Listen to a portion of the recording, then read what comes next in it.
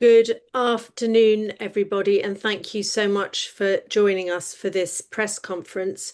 My name is Jennifer Nadel, and I am a journalist, and I'm moderating this press conference in that capacity, as I believe in freedom of speech and peaceful protest. So this press conference happens ahead of Saturday's action, which for the very first time will take place across all three jurisdictions in Belfast, Edinburgh and London. As you will know, over 1,000 people had signed up for the protest at Westminster since the arrest of Defend Our Juries organiser Tim Crosland yesterday morning. Hundreds more have come forward, inspired by his courage and motivated by the injustice. And the way it's going to work is that we're going to run through each of our speakers. Each will talk for 2 to 3 minutes, and then I will take questions from the chat. Please post your questions in the chat, and I will try to get to everyone in turn. George Monbiot has to leave after 20 minutes, so anyone who would like a question specifically to George, please type that in capitals so that I don't miss it. So without further ado, I will introduce you to our speakers. First of all, I need to give explanations for the non-appearance of Tim Crosland, who is the spokesperson for Defend Our Juries and, as you all know, currently under arrest for Section 12 of the Terrorism Act after a police raid yesterday morning. Similarly, Paddy Friend, law student, is currently under arrest for Section 12 of the Terrorism Act, similarly after a police raid, and 5 other organisers, not people who were attending Zoom meetings as participants, but organisers, have also been arrested under terrorism legislation. I have one more apology, which is from the author Sally Rooney, who is unable to make the rescheduled time. So if I could start with the first 2 to 3 minute statement from Huda Amori, who is co-founder of Palestine Action. Thank you, Jennifer, and thank you everyone for attending this press conference. Since the prescription of Palestine Action has come into force, and since even the announcement of the intention to ban Palestine Action, there has been an incredible outpouring of support and outrage against the ban. And this has resulted in mass defiance, as we have seen over the past few weeks, against the prescription of Palestine Action, and resulted in over 700 arrests so far, with that number only rising and expected over 1,000 to come over this weekend. To put that into context, in 1 year, the average, the amount of counter-terrorism arrests that happened in 2024 was 250.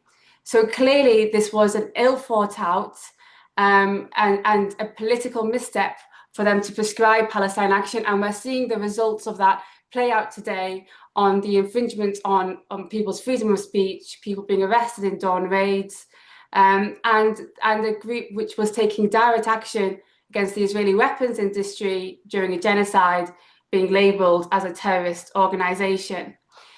This time on Saturday, September 6th, the recommendation from Defend Our Juries has been that people do not accept street bail, which was used last time on the August the 9th action to make it more manageable for the police. But street bail means that people who are arrested are not given their entitled rights to legal advice, and it also makes it easier for the state to enforce an unjust law. So we already know that it's been deemed as an entirely unrealistic challenge to the Metropolitan Police, and the only sensible option and the only way these mass actions can feasibly stop, in my opinion, is by the undoing of the prescription of Palestine Action. I also want to touch really quick on the cynical media campaign that Yvette Cooper launched over a month ago to try and smear Palestine Action and people like myself, as accused by my lawyers, directly to the government. We are saying that this media campaign is both misleading to the public and is a breach of her duty to the court. She has implied that Palestine Action is a violent organisation repeatedly, when in fact, her own assessments make it very clear that Palestine Action is not being prescribed because of any accusations of violence. It is being prescribed solely on the basis of property damage. And I would completely refute her allegations that Palestine Action is a violent organisation. And it's misleading to imply that this was the basis of the prescription, when in fact it was damage to Israeli weapons factories that make weapons which are marketed as battle-tested on Palestinians. Ministers, including Keir Starmer, have also implied that Palestine Action was anti-Semitic and targeted Jewish-owned businesses, when in fact, again, this was never mentioned in their own assessment on their reasons to prescribe Palestine Action, and the businesses they are discussing are businesses which were associated and linked with Elbit Systems, Israel's biggest weapons manufacturer. But surely everyone knows by now, Palestine Action did hundreds of actions against dozens of companies, with regardless of the identities of the owners of these companies. It was based on their link and complicity to profiting and enabling the genocide in Gaza. Finally, she mentioned disturbing plans and reference to secret evidence. This isn't mentioned at all, even in reference in the open evidence in the case, yet she has felt like she can go on TV channels and make these types of accusations. Again, it's not mentioned anywhere in the case, but I'd also ask that people follow the facts. Palestine Action was assessed to be a prescribed group in March 2024. If there was so-called worries about disturbing plans, when did these plans happen? Why did she wait 4 months to actually prescribe Palestine Action if there was a serious worry about disturbing plans or a risk to national security? And so I think it's very easy for ministers to claim reference to secret evidence, but they do have a duty to the court to at least reference this evidence. And they have a duty to the public to not mislead the public about one of the most draconian attacks on civil liberties and draconian attacks on the Palestinian people. Thank you. Our next speaker is George Monbiot, journalist, author, and sign holder. George. Thanks very much, Jennifer. Well, what we're seeing is genuine two-tier policing, which is the exact opposite of what Elon Musk says it is. We are seeing anyone who supports economic power, or indeed any powerful lobby group, being able to get away pretty well with anything they want to. If you look, for instance, at some of the farmers' protests, where they've blocked significant sections of central London with tractors, obstructing ambulances, causing all kinds of chaos, massive pollution as well, the police don't lay a finger on them. As far as I can discover, this century, there has not been a single farmer arrested for a protest in this country, however massive and disruptive those protests may be, including the 2000 protests, which shut down most of our motorway network, oil refineries, filling stations, etc. Don't touch them. Similarly, we see very light touch policing outside the hotels hosting asylum seekers. We even have seen Jonathan Reynolds, cabinet minister, saying that people there are upset for legitimate reasons. We haven't heard a single minister in this government saying that people are upset about the genocide in Gaza for legitimate reasons and have legitimate reasons to protest against it. So we see this radically uneven pattern of law enforcement and policing taking place in this country. And that's a very worrying sign for any democracy, because one of the clear signs of a shift from democracy to authoritarianism is an uneven pattern of law enforcement and policing. For my friends, everything; for my enemies, the law. That's how authoritarianism works.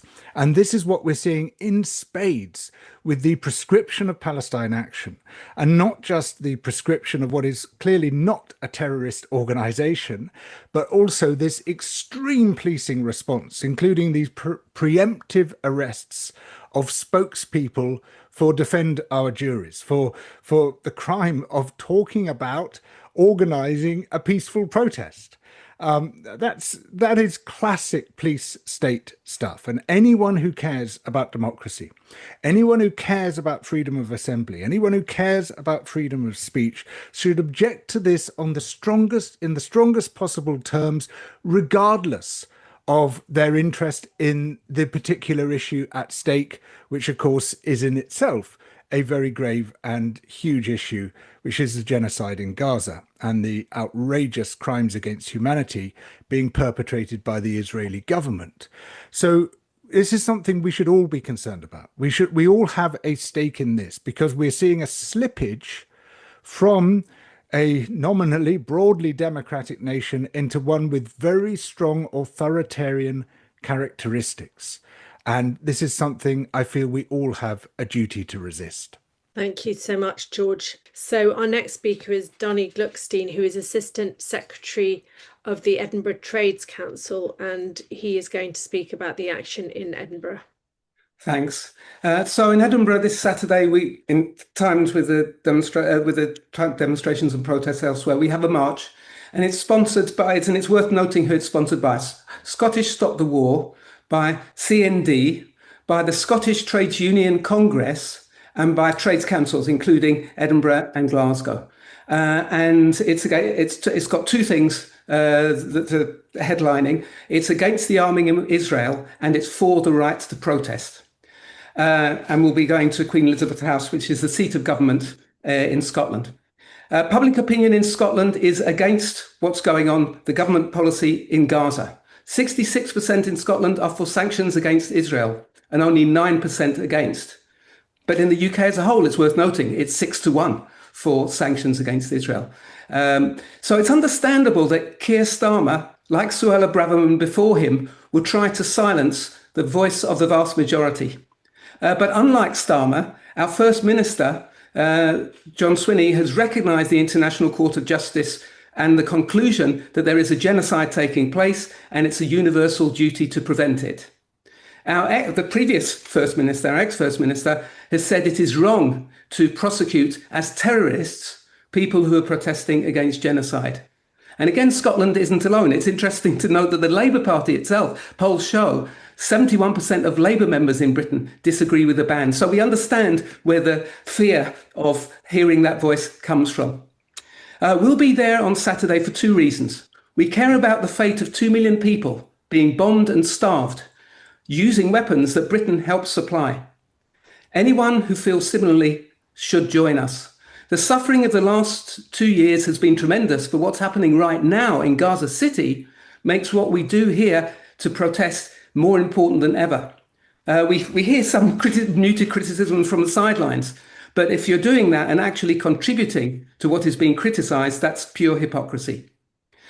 So that's the first reason. The second reason is that we're trade unionists, and we remember that we in the trade unions were proscribed, and that our ability to protect what really matters to people in their daily lives, pay and living standards, working conditions, housing, services like health and education, all of these rely on the right to peacefully protest.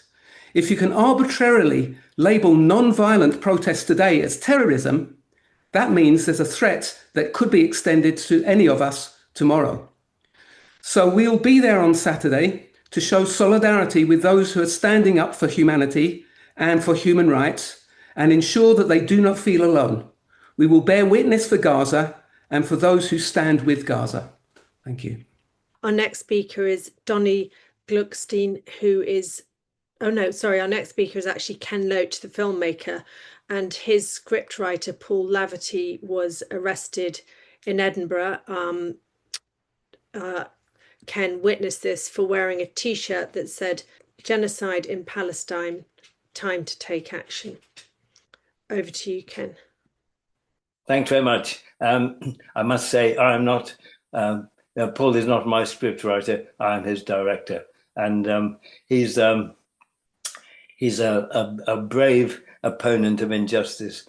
And that's why he's been resolute in support of Palestinians and quite prepared to be arrested in pursuit of this campaign. We all know that the the proscription of Palestine Action is absurd, and I won't argue that case again. I think there's maybe another reason why Starmer is doing this, and that is to demonstrate that however irrational his attacks on the left and his attacks on Palestinian supporters are, he will enforce it. And I think that sends a message out to the other far-right governments that are about now, particularly to Trump, particularly to the Israelis. I am with you, whatever you do, and that's been marked. So I think they know the stupidity of it. They know they are being caught out in the argument, but it has a deeper intent. We are the masters, and I think it's time now we went on the attack. And I want to suggest that as well as defending the Palestinians with all our might, that we now have to turn our guns onto Starmer and his government itself and say, you are in breach of the Genocide Convention, to which Britain is a signatory, where there's a legal obligation to prevent genocide. There's a legal obligation. It is, in fact, an international crime to be complicit with genocide. And also that you have to use all reasonable means to prevent the genocide taking place. But also I think it says that genocide has to be punished. And the punishment of genocide is also a legal obligation. Now, we're failing in all three of those. Clearly, we are complicit. The weapons we are still sending, we are still having a full trade policy, including selling weapons. We could cut all travel to Israel, and we could close their embassy and send the ambassador packing. We could do all that. If there is still an effect, we could ask for, as in the case of Ukraine, we could build a collection of the willing who would send support for the Palestinians. I mean, we are witnessing an unbelievable crime in front of our eyes, night after night, unspeakable horrors. And yet, the Palestinians say quite rightly, the world is doing nothing. Well, we could be doing something. It's our legal obligation to be doing something. And I think it's time the press and the media turned their attention onto Starmer's breaking of international law. When you consider the demonstration, the last big demonstration, there was coverage of the arrests of the brave people who allowed themselves to be arrested, but no coverage of the hundreds of thousands of people who went on the main march. No coverage, it's as though it hadn't happened. And that was across the broadcasting channels. And yet, the following day, a few pro-Israelis, a few hundred, went to Downing Street to protest at the rather weedy, belated agreement to allow the Palestinians to support the idea of a Palestinian state. That was covered, a few hundred. Hundreds of thousands were not covered. So we've got a massive target to attack. Let's go on the front foot. Thanks very much. Thanks so much, Ken. And if I could ask the remaining speakers to try and keep their remarks to 2 to 3 minutes so that we have time for everyone to answer questions as well. Our next speaker is a member of the Legislative Assembly in Stormont, Jerry Carroll, who is speaking on behalf of People Before Profit, West Belfast. And he's going to speak about the impact of the prescription in Belfast. Thank you, Jennifer. Like I said, I'm a member of People for Profit and elected member of the Stormont Legislative Assembly.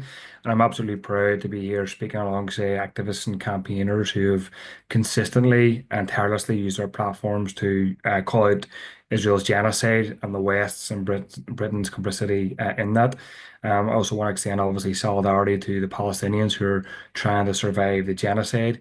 Everyone in Britain and Ireland facing criminalisation, and the people, the activists who are on the include a flotilla coming across Europe and North Africa to try and break the siege in Gaza. I want to also say unwaveringly that the prescription of Palestine Action is a bogus, shameless attempt by the British government to silence dissent.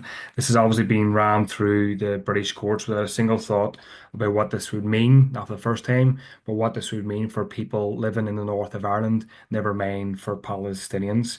And we also live in a place, the north of Ireland, I'm in Belfast at the minute, where supposedly paramilitary organizations are meant to be terrorist organizations. They're meant to be proscribed. But despite their prescription, we have the UDA and the UVF, loyalist paramilitary organizations, having their flags flying on lampposts in interface and cross community areas in Belfast and elsewhere across the north. They're waved in parades for decades and just in recent weeks as well. And there's never any attempts by the police, PSNI here to try and enforce the law in these cases, to arrest people, to put people in courts, to kick the doors down of people at 2 o'clock, 3 o'clock in the morning, or whatever else.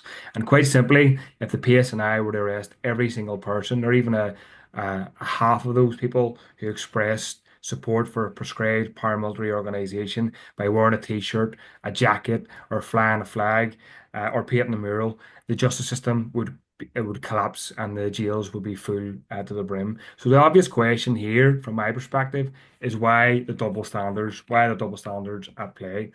It's a completely different story for anybody who are standing up for Palestine.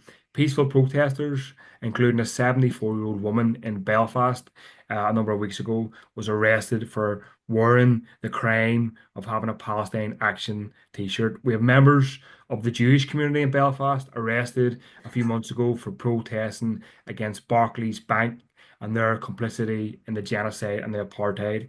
And if the state obviously isn't cracking down on the UVF or the UDA, organizations that are still armed to the teeth, intimidating people, carrying out sectarian and racist pogroms, then how can they legitimately go after supporters of Palestine Action, a group that has committed only criminal damage in an attempt to stifle and frustrate the Israeli war machine? What a joke and what total hypocrisy.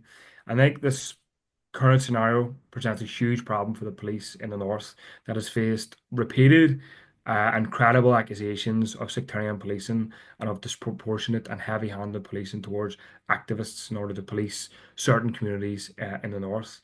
And we're constantly told here about the hard-won peace, how peace was hard won in the north of Ireland, and people in power delight and talking about the North being a post-conflict society, as though paramilitary still don't continue to regulate and cause havoc amongst people's lives on a day and daily basis. But all the peace agreements and treaties that we're saying up to mean absolutely nothing if the people in the North still face prosecution for protesting, still face prosecution for protesting genocide, and whilst Palestinians are still being bombarded with weaponry that makes its way to the Ireland North and South. So solidarity, and thank you for inviting me to speak here.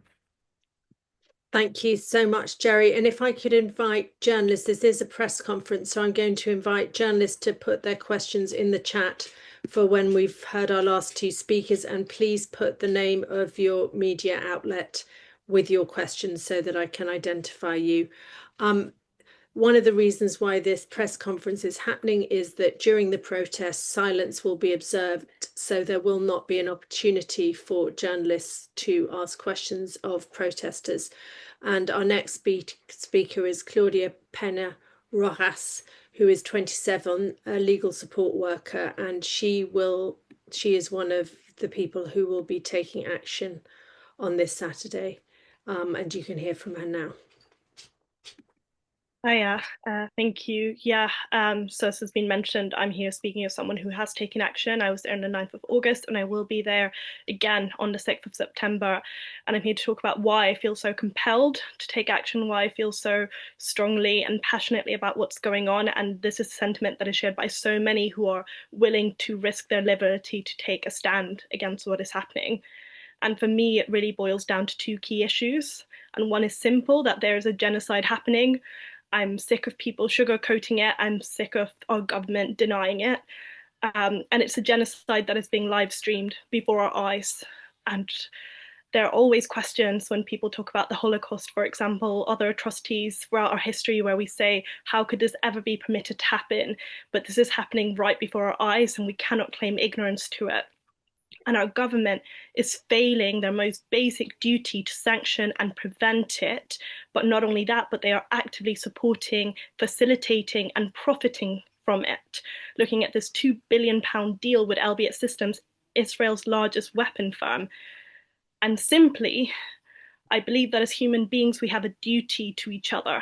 And I cannot live with myself being a bystander while thousands of civilians are being killed, thousands of whom are children. And secondly, I have been involved in several different campaigns since 2020 with different groups. And the way that I have seen our human rights, our freedom of assembly, our right to protest being watered down and stripped away in this short time period is nothing short of alarming. We had the Police Crimes and Sentencing and Courts Act in 2022, followed by the Public Order Act in 2023, which have all chipped away, making it harder to effectively demonstrate, hold our government and large corporations accountable, and making it almost impossible to do this without being criminalized. And now we have Palestine Action, a direct action group whose whole purpose is to protect life, to prevent war crimes from happening, which objectively do not meet the criteria to be a terrorist organization, being prescribed as such by a government who are profiting from this genocide. And it's so important that we understand that if this can happen to Palestine Action, it can happen to anyone who is taking a stand against our government, who is trying to hold them accountable. And we are slipping so quickly into authoritarianism. And if we don't fight for our rights now, then these rights are not going to be there forever. We love to look at other countries. We love to talk about Russia and China and talk about what's happening there and think that we have this democracy that cannot be touched. Yet we need to wake up and look around and see what is happening, because it is happening here. And so for these reasons, for this basic love of humanity and for the need to preserve our democratic rights, I have no option but to act, because however intimidating the threats from our government are, it is nothing compared to what the people of Palestine are facing, and it is nothing compared to what we will face if we do not stand up and take action now. Thank you very much, Claudia. And our final speaker is the Reverend Sue Parfitt, who has already been charged under Section 13 of the Terrorism Act. Thank you. I'd just like to start by saying I endorse everything that's been said beforehand, and one might say, well, what else is there to say? First of all, I'd like to say I, of course, oppose terrorism, and I would not want to be supporting the maniac murder cult or the Russian imperialist cult that were the two organizations who were proscribed on July the 9th alongside Palestine Action. But that was the trick, wasn't it, that was played on Parliament and on all of us to lump Palestine Action along with these extremely violent and organizations that are undoubtedly terrorists. So I want to say straight away that I am a Christian, and I'm a Christian priest, an Anglican priest, and along with many other people who are not Christians, of course, the truth is very important to me. Jesus, as my leader, was described as being the truth. And the truth is a huge casualty in all this discussion, as has been obviously told by the other speakers. We are losing sight of the truth here. And clearly, we are witnessing a genocide and a program of deliberate starvation of a people, a helpless people, the Palestinians, who have been persecuted by Israel for generations, and long before 1948, the Nakba, with the help of this country. But if we're in any doubt that we were watching a genocide on our screens every night played out, a couple of days ago, the International Association of Genocide Scholars, 500 academics who study genocide, stated that without doubt, the Israeli attacks on the Palestinians in Gaza fulfill the definition of genocide, which was set out in 1948 by the UN Convention for the Prevention and for the Punishment of Genocide. So the truth of the matter, which is what we need to hang on to, is that is what we are witnessing. The truth of the matter is that Palestine Action is not a terrorist organization. It's an organization that causes much damage, confined to the weapons that are being used with our acceptance and agreement, the weapons that are being used on the Palestinians. This is disgraceful, and all of us with any moral backbone at all must stand up against this. Gandhi, if you remember, said non-cooperation with evil is as much a duty as cooperation with good. We have to stop cooperating with evil, and a very good way to do this is to come out on the streets with our signs saying, I support Palestine Action. Thank you so much, Sue. And if I can also draw your attention to the quotations that have been put in the chat on the press release from both Amnesty International and also the Good Law Project on the issue of the arrests that have been taking place, particularly of the two people that were meant to be speaking at today's press conference. So I'm going to turn to the questions now, and we'll get through as many as we can. If I can start with Margaret Davis from PA, who asks, now hundreds more people have pledged to join the action on Saturday. How many people in total are you expecting to take part? And that's also a question that Asa Winstanley had. Huda, do you want to take that? I think Defend Our Juries has confirmed that over 1,000. This action was based on a commitment threshold of 1,000 people, and they have surpassed that.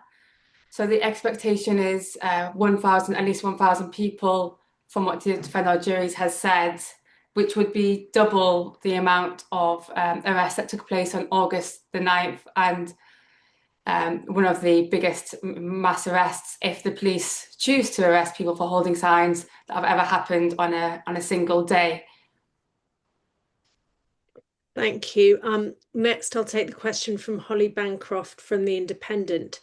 Do you have a sense of how many of those 1,000 taking part in the action on Saturday will refuse to participate with street bail procedures? In other words, what proportion are prepared to resist arrest, e.g. by going floppy, as per your advice? So that's two questions. One about the number that will not participate with street bail, and the other, how many are likely to, in quotation marks, go floppy? I don't know, Huda, sorry. I think a lot of these questions are going to go to you. Yeah, I'm happy to answer because of, based on the knowledge I know from what Defend Our Juries has put out. Obviously, you know, Tim Crossland and Defend Our Juries official spokespeople are currently in the cells. But on the first question, I think it's impossible to know exactly how many, but I know that it's been put in the action briefing document, and that this is the recommendation that people take, and that wasn't included in the briefing document for the August the 9th action. And on an educated guess, I would expect that those who feel able to go floppy will go floppy, obviously for different reasons, disabilities, injuries, etc. Not everyone can do that. But the purpose of that, which is laid out in the action briefing document is to not assist the police in enforcing an unjust law. That is the purpose of going floppy. And the street bail, again, it's been labelled the charade of street bail by Defend Our Juries because this denies people the right to legal advice, which you normally get when you are arrested. And of course, logically, it also makes it easier for the police to enforce a completely unjust law, which people are opposing in their thousands so far. Thanks, Huda. And then I'll take the question from Ben Quinn from The Guardian, which is for Defend Our Juries. Has there been any consideration given to changing the manner of action from silent protests in Parliament Square to other tactics? And if so, what could they look like? I don't know if anyone wants to answer that question at this stage. Huda, I'm afraid I'm going to ask you again, as we do not have anyone from Defend Our Juries on the call. Or maybe if anyone else has. Again, an educated guess. I would just expect, as Tim said, actually, I think in the past conference, I will use his words, that this will continue month on month. So I'm sure that the numbers will just continue to increase. And I think at this point, the question really needs to be posed to the government that if people are uncomfortable seeing people being arrested for holding signs, then the question needs to be, when is this prescription going to be overturned? Because that is what it has led to. And it's completely ridiculous and I believe untenable, an embarrassment on the government. So I'm sure that as soon as the prescription is lifted, the mass arrests will stop. So I think the questions really need to be posed to the government that they need to immediately overturn this ban. Thank you. And there was a question from Al Jazeera about any plans to link up with Palestine Solidarity campaign, but I think that, sorry, joys of working. So I think that has been addressed, but let me know if you want to ask further about that. And then we had a question from the Byline Times. I just need to find it. Sorry, spooling about. Is it still there? Okay, well, Ollie Haynes, this question is from, does Defend Our Juries anticipate further reaction from counter-terror police after the first round of arrests of spokespeople? Again, I don't know if any of you have knowledge on this, or Huda, whether you can speak to this. Yeah, I mean, I think from our past experience with the counter-terrorism laws is that I think we've already seen there's been already over 700 arrests. I think we expect much more arrests over the weekend. And it seems like the state has taken a stance of doubling down rather than backtracking on the prescription. I do believe it will get to a certain point, a turning point, when they realise that that's not going to work. And I think Defend Our Juries put out a press release saying that this is unstoppable. And I think it's quite incredible that despite 7 key spokespeople being arrested, at the same time it was still announced that over 1,000 people are going to go out on Saturday. So I think the strategy of trying to target a few people for speaking on Zoom calls is not going to work.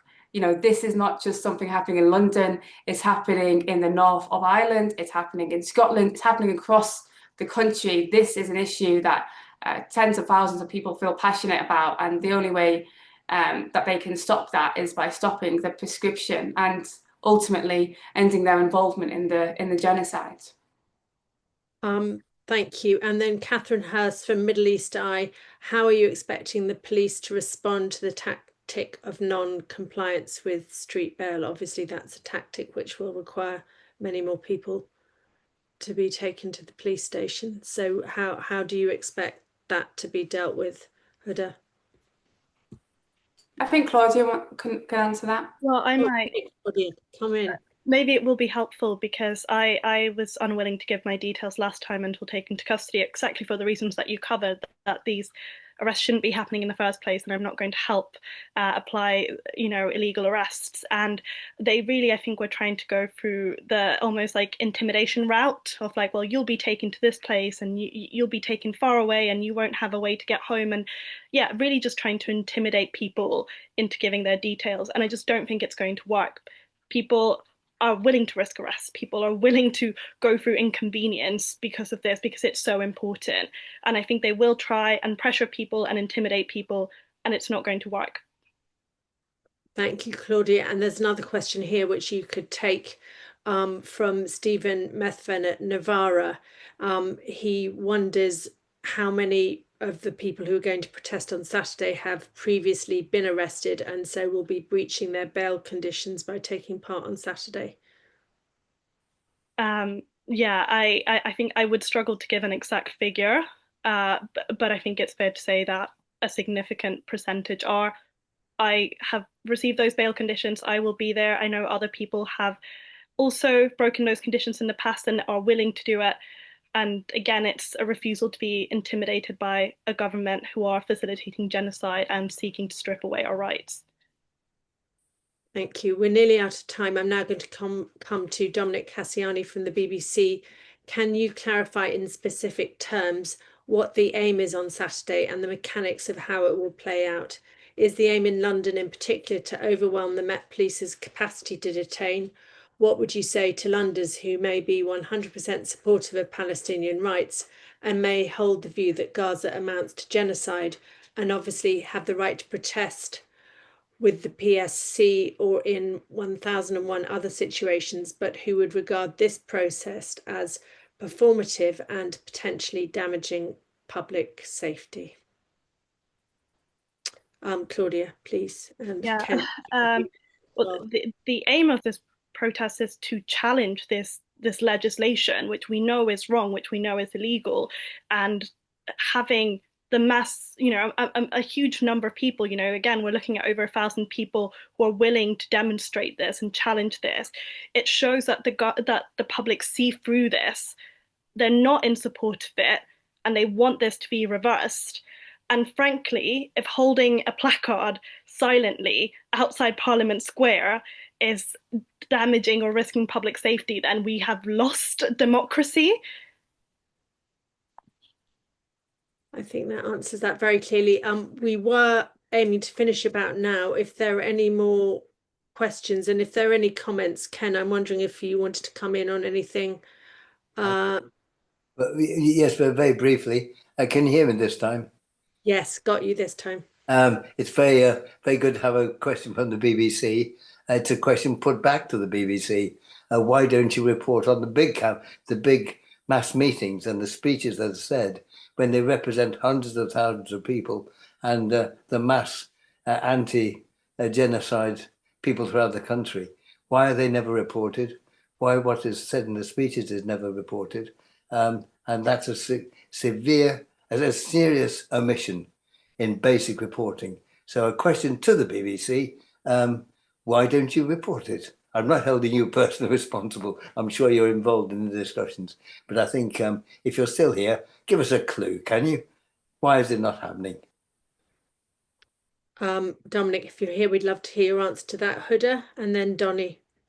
Yeah, just to comment on that as well, I think it's quite rich to say you have the right to protest and free speech just in the way that we tell you to do it. I don't think that's really the purpose of the principle of having rights to freedom of expression. But also, if they say you can go on a march, wave a Palestine flag and oppose the genocide in a certain way, but as soon as you go close to the weapons factories that make the weapons to massacre Palestinians and you blockade them or cause any damage to them, then you are a terrorist, and anyone who supports you by holding a sign is also then caught under the terrorism laws. That is not the right to protest. That is not the principles of democracy that we have all been made to believe in throughout our lives. So I think that claim is a bit nonsensical from the Home Secretary and from the government. I also think Asa asked a question about the legal challenge, which I can quickly answer. In the hearing where we got permission to do the judicial review, the state had suggested that the case was heard on November 10th, which is when we are hoping for it to be heard.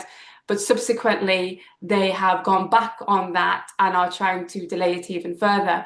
So at this moment in time, we do not have confirmation as to the date of the judicial review. And that's mainly because the Home Secretary is going back on her word about when the case should be heard, but we hope it will be sometime in November. And another question quickly from the National. Huda, do you have concerns about being arrested as well? And I'm guessing that anyone on this call may have similar concerns, but you in particular.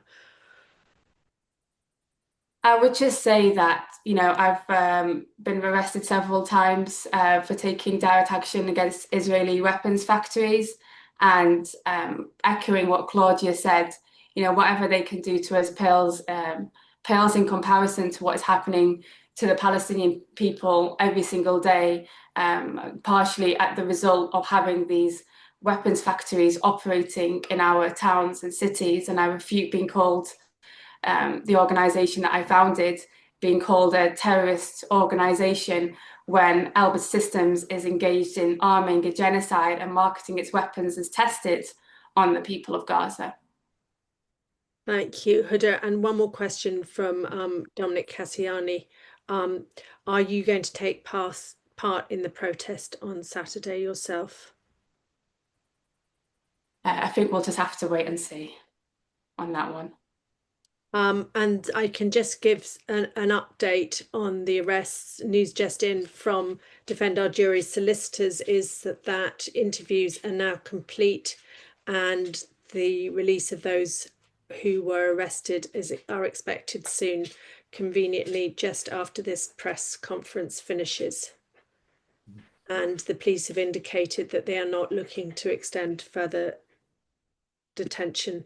So a very big thank you to all of you who did come, and to all the press who attended, and thank you for covering this issue, and we hope that this has given you the information you need.